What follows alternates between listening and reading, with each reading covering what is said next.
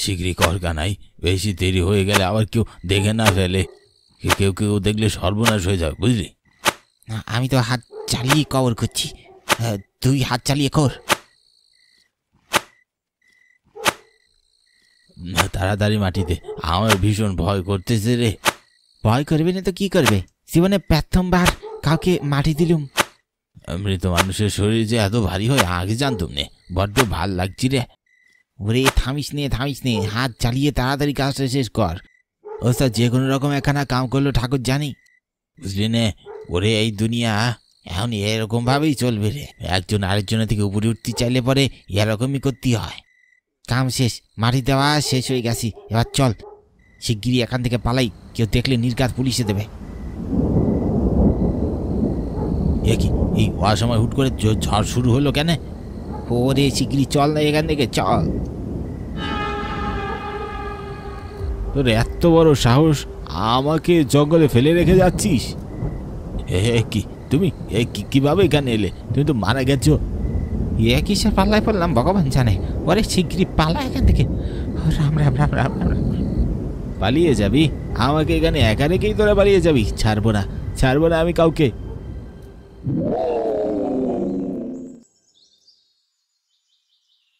কি বাবা, কি হয়েছে তোমার? বড় কর্তাকে কোথাও খুঁজে পাওয়া যাচ্ছে না রে। তিনি যে কোথায় চলে গেলেন ঠাকুর জানে। তুমি যে সেই দুদিন ধরে এত চিন্তা করছো, তাতে কি বড় কর্তা ফিরে আসবেন? চিন্তা কি আর সাথে করছি রে বাবা। এবার যদি বড় কর্তা না ফেরে তাহলে সবকিছু ছোট কর্তার ভাগে চলে যাবে। এত বড় খামার সবকিছু ছোট কর্তা নিয়ে নেবে। বলি তাতে তোমার কি? হ্যাঁ, ভুলেছেও না বাবা, তুমি এখানকার সামান্য গরু পালক। তোমার কাছে শুধু এই খামারের গরুগুলোকে দেখা, তাদের পারিবারিক বিষয় নিয়ে তুমি এত মাথা ঘামাচ্ছ কেন? মাথা কি আর সাদে ঘামাচ্ছি রে? বড় কর্তা আমাকে সবসময় বলতো, তুই এই খামারের সব থেকে পুরনো লোক, আমি না থাকলে তুই গরুগুলোকে দেখে রাখিস, আর সাথে আমার স্ত্রী আর মেয়েকেও দেখিস। আমাকে সবসময় নিজের বাবার চোখে দেখতো। বলি তুমিও পারো বাবা, তোমার তো বয়স হয়েছে, এদের পারিবারিক ঝামেলা কখনোই মিটবে না। তোমার যা কাজ তুমি তাই করো বাবু। আর আমার মনে হয় বড় কর্তা নিশ্চয়ই ফিরে আসবেন। প্রত্যেকবার ঝগড়া করে বাড়ি থেকে পালিয়ে যান, কিন্তু তারপর কিছুদিন পর তো আবার ফিরে আসেন নাকি? এবার নিশ্চয়ই ফিরে আসবেন। তা কানাই আর জগাই কোথায় গেল রে? সেই সকাল থেকে দুটোকে দেখছি না কেন? কোথায় হাওয়া হয়ে গেছে দুজনে একসাথে? খোঁজ নিয়ে এলাম, দুজনে একই সাথে জ্বরে পড়েছে, একদম বিছানায় পড়ে আছে। আর একটু পরপর মুখ দিয়ে কি যেন বিড়বিড় করছে, ঠিক মতো বোঝাও যাচ্ছে না। সে কি, দুজনে একই সাথে জ্বরে পড়েছে? তাহলে এত বড় খামার আমি একা দেখবো কি করে? তোমায় একা দেখতে কে বলেছে? আমি আছি কি করতে। হ্যাঁ চলো কাজে লেগে পড়ি। চল, গরুগুলোকে খাবার দিতে হবে।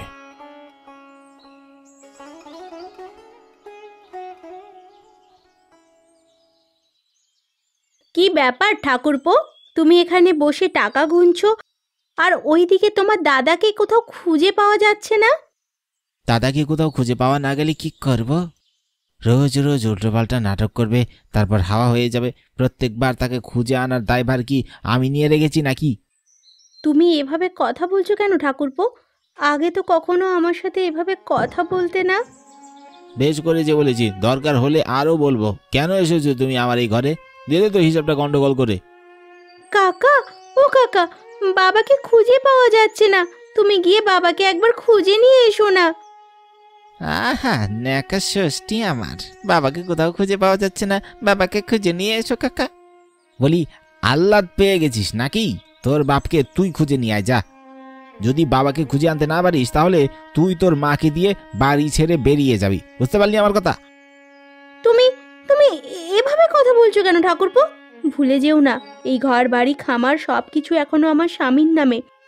এতবার এত বড় বড় অন্যায় করার পরেও তোমাকে আমার স্বামী এই বাড়িতে আশ্রয় দিয়েছে। আহা, তোমার স্বামীর বাড়ি, তোমার স্বামীর খামার, এই সব কিছু এখন আমার। হ্যাঁ মানে মানে কি কি বলছো তুমি? এই দেখো, এই দলিলে তোমার স্বামী সবকিছু আমার নামে লিখে গেছে, তারপর দেশান্তরী হয়ে চলে গেছে। এবার মানে তোমরা দুজন এখান থেকে কেটে পড়ো দেখি। না, না না না, এ হতে পারে না। আমার স্বামী শুধু শুধু কেন এই সব কিছু তোমার নামে লিখে দেবে? না না না না, এ হতে পারে না, হতে পারে না। সেই সব না হয় তোমার স্বামীর সাথে দেখা হলে তখনই জিজ্ঞাসা করে নিও। এখন আমার চোখের সামনে থেকে চলে যাও। আজ যত তাড়াতাড়ি সম্ভব এই বাড়ি ছেড়ে বেরিয়ে যাও। আজ যেন কখনো এই বাড়ির ত্রিসীমানায় না দেখি। তুমি খুব ভালো মতো জানো আমার স্বামী কোথায় গেছে। এক্ষুনি বলে দাও। এই সব কিছু তুমি ষড়যন্ত্র করে তার কাছ থেকে ছিনিয়ে নিয়েছো। আমার স্বামী নিজের ইচ্ছায় কখনো সবকিছু তোমার নামে লিখে দিতে পারে না, পারে না। এই শোনো বৌদি, আমার এসব বাজে সময় নষ্ট করার মতো আর সময় নেই। এসব কিছু তোমার স্বামী লিখে দিয়ে গেছে, এই দলিল সেই প্রমাণ। ভালোই ভালোই বলছি বেরিয়ে যাও এই বাড়ি থেকে, হয়তো ঘাড় ধাক্কা দিয়ে বের করে দেবো।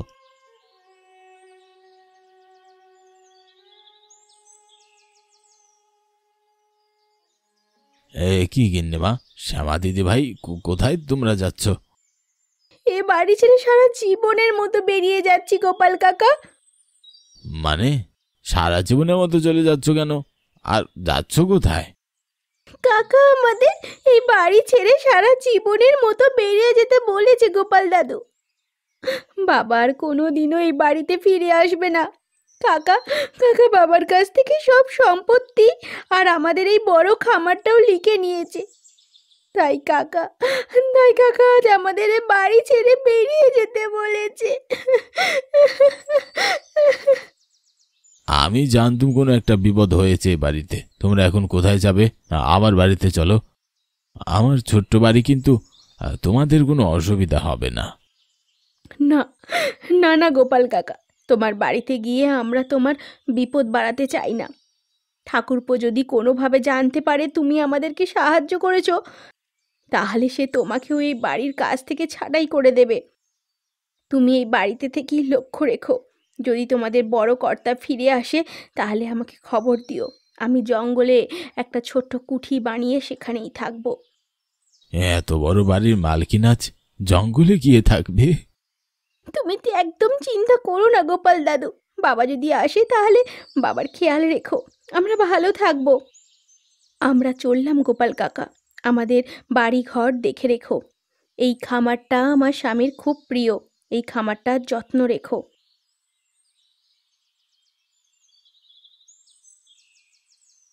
সর্বনাশ হয়ে গেছে ছোট কর্তা। কি হয়েছে? কি ব্যাপার? তোরা দুজন ছুটে এলি কেন? খামারে গরুদের কিছু হয়েছে? শিগগিরই খামারে চলুন ছোট কর্তা বাবু, গিয়ে দেখুন খামারে কি দশা হয়েছে।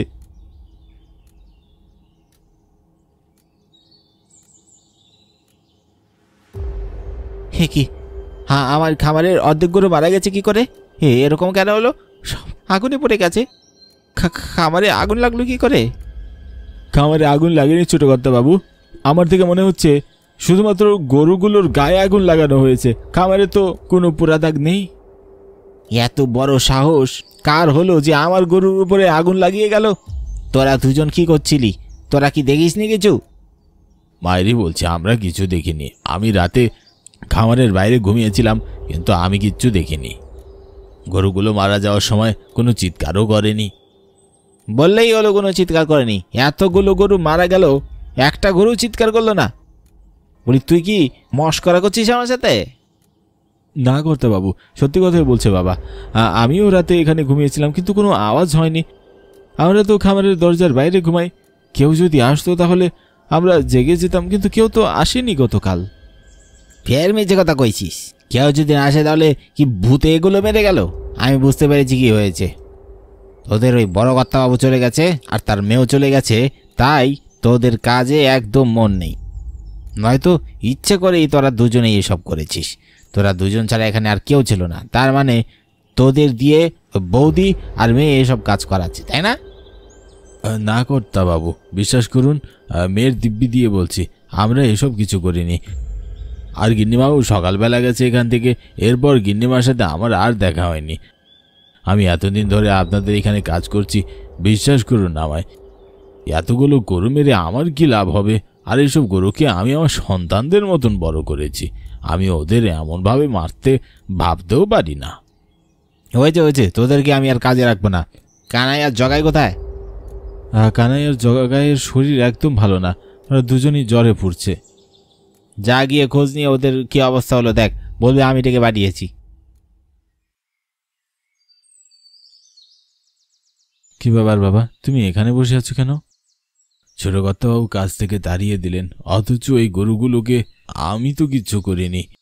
এই খামারটাকে আমি আর বড় কর্তাবাবু দুইজনে মিলে অনেক কষ্টে বড় করেছি। আজ এদের সবাইকে ছেড়ে যেতে ইচ্ছা করছে না রে।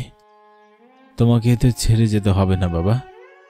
তার মানে ছোট কর্তাবাবু কানাই আর জগাই দুজনকে ডাকতে পাঠিয়েছিল, কিন্তু তাদের বাড়ি গিয়ে জানতে পারি তারা দুজনেই মারা গেছে। কি, দুজনেই মারা গেল কি করে? হ্যাঁ গো বাবা, দুজনেরই মৃত্যু হয়েছে। গলা দিয়ে রক্ত উঠে মরেছে ওরা দুজন। কি যে হচ্ছে আমি কিচ্ছু বুঝতে পারছি না, এরকম মৃত্যু তো আগে কখনো দেখিনি। ছোট কর্তাবাবুকে গিয়ে খবরটা দিয়ে আসি। বেচারা দুজন ছোট কর্তাবাবুর খুব প্রিয় ছিল।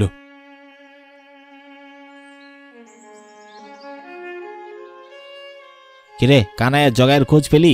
সেদিন থেকেই লাভাত্তা হয়ে গেছে দুজন। বলি, ওদের কি বাড়িতে আসতে আর ইচ্ছা করে না নাকি? ওদের গিয়ে বল, ওরা এবারে না এলে আমি গিয়ে ওদেরকে ধরে নিয়ে আসবো। আগে ছোট কর্তাবাবু, ওরা তো চাইলেও আর আসতে পারবে না। কেন, কি হয়েছে? আসতে পারবে না কেন? ছোট কর্তাবাবু, ওরা দুজনে মারা গেছে। মারা গেছে? কিভাবে? যেদিন বড় কর্তাবাবু রেগে বাড়ি ছেড়ে বেরিয়ে গেলেন আর আপনি ওদের দুজনকে বড়বাবুর পিছন পিছন পাঠালেন, তারপর থেকে প্রথমে দুজন জ্বরে পড়েছিল। আমি মাঝে একবার খোঁজ নিয়েছিলাম দুজনের, আজ দেখি মুখ দিয়ে রক্ত উঠে মারা গেছে। সে কি, দুজনে একই সাথে মারা গেল? কেন মারা গেল কবিরাজ মশাই কিছু বলেননি? ওরা যে কেন মারা গেল কবিরাজ মশাই তো ধরতে পারছেন না। ছোট কর্তাবাবু, আপনি তো আমাদের বের করে দিলেন কাজ থেকে, এখন তো জগাই আর কানাইও নেই, তাহলে খামারের গরুদের কি হবে? আপাতত তোরাই থাক, আজ সারা রাত পাহারা দিবি। কেউ যদি ঘুমিয়েছিস, আজ রাতেই দেখা যাবে এসব কে করেছে। কোনো গড়বড় দেখলেই আমাকে সাথে সাথে ডাক দিবি, বুঝতে পারলি? জি আজ্ঞে ছোট কর্তাবাবু।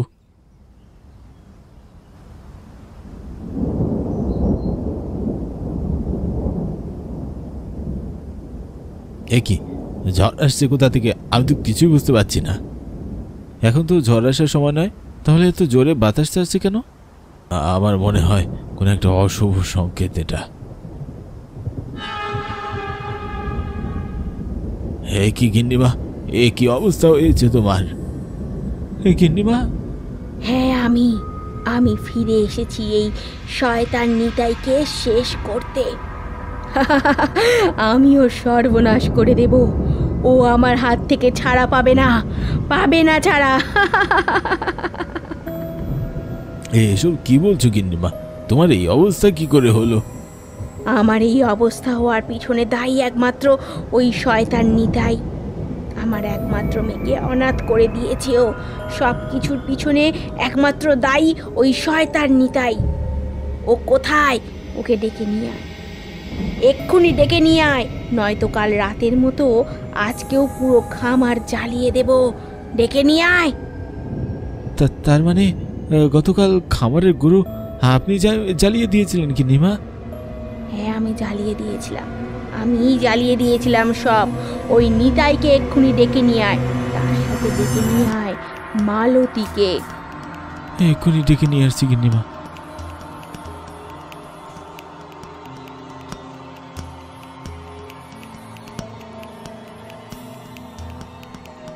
ছোট কর্তাবাবু, শিগগিরই উঠুন, সর্বনাশ হয়ে গেছে। শিগগিরই নিচে গিয়ে দেখুন কি হয়েছে। ও ছোট কর্তাবাবু, ঘুম থেকে উঠুন। কি হয়েছে? এভাবে হন্তদন্ত হয়ে ডাকলি কেন? কি হয়েছে? শিগগিরই নিচে গিয়ে দেখুন কি হয়েছে। গতকাল গরুগুলো কেন পড়েছিল ও সব জানতে পেরেছি। শিগগিরই চলুন।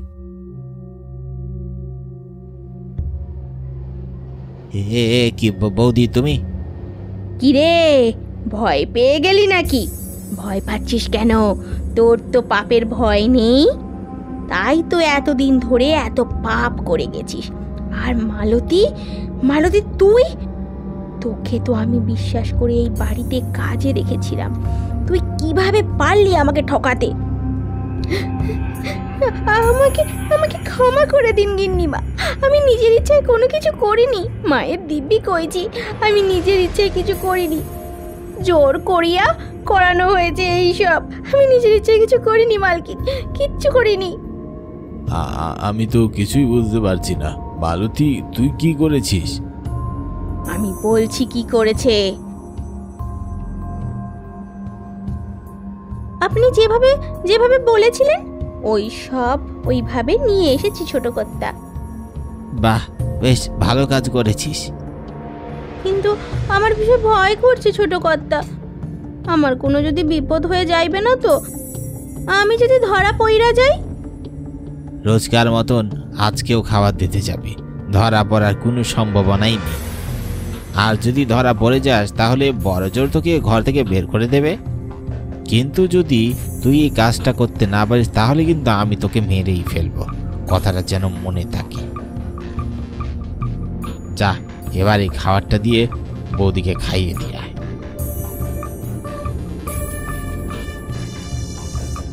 সেই দিন আমার খাবারের মধ্যে বিষ মিশিয়ে এনেছিল আমাকে খাওয়াতে। সেই খাবার খেয়ে আমি জঙ্গলের মাঝখানে মৃত্যুবরণ করি, আর আমার মেয়ে একা হয়ে যায়। গিন্নিমা, তুমি? হ্যাঁ গোপাল কাকা, আমি ওদের জন্য মারা গেছি। এই মালতী আমার খাবারে বিষ মিশিয়ে এনেছিল, আর সেই বিষ মিশিয়েছিল এই নিতাই। ও আমাকেও মেরেছিল।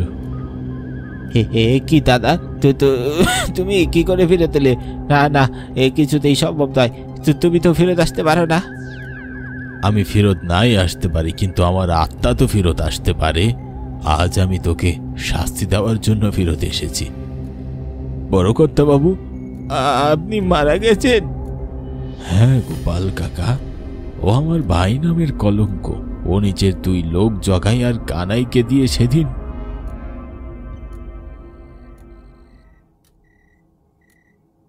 সব দোষ তোমার দাদার। বাবা তোমাকে বড্ড বেশি ভালোবাসতো, আর তাই জন্যে সবকিছু তোমার নামে করে দিয়ে গেছে। তোকে আমি বারবার বলেছি এই সব কিছু বাবা আমার নামে করে দিয়ে গেছে, তার কারণ তোর কাছে কোনো কিছুর হিসাব থাকে না। তোর নামে করে দিলে নির্ঘাত তুই সম্পত্তি বেচে খেয়ে ফেলতি, তুই কোনো কিছু ধরে রাখতে পারতি না।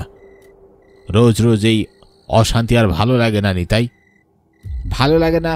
না লাগলে চলে যাও, কেন দাঁড়িয়ে আছো কেন? হ্যাঁ যাচ্ছি, এমনিতেও তোর সামনে দাঁড়িয়ে থাকার ইচ্ছে নেই আমার। এটা ভাবতেও লজ্জা লাগে যে তুই আমার মায়ের পেটের ভাই। কত লোভ তোর, ছি।